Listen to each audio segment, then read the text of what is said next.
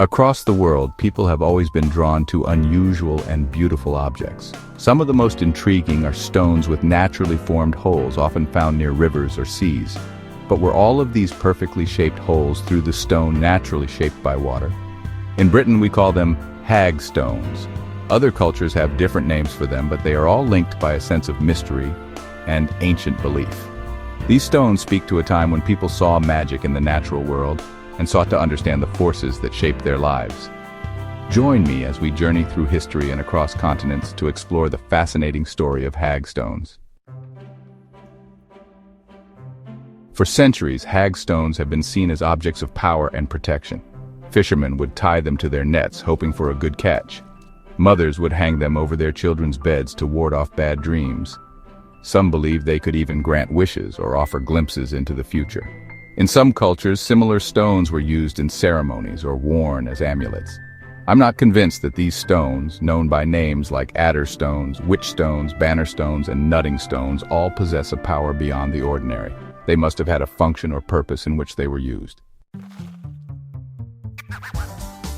How do these curious stones get their holes? Most experts agree it's a process that takes centuries, even millennia. It begins with a piece of rock, often sandstone or limestone, tumbled by rivers or waves. Over time, softer parts of the rock erode away, leaving behind the harder, more resistant parts. Often this erosion happens around a central point, creating the characteristic hole of a hag stone. Okay, but shouldn't they have a deeper gouge where the water flowed through and not evenly and equally distributed throughout the hole? There are some stones not completely drilled through that are commonly found in southern Mesopotamia. They were used with a bow, string, and stick to drill. And these drills were then used to create stone bowls, cut beads, make carvings, and so much more. There's probably a more utilitarian use for these stones than a mystical one. Hag stones are not unique to Britain.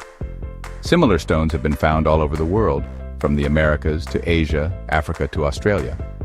Each culture has its own interpretation of their meaning and use.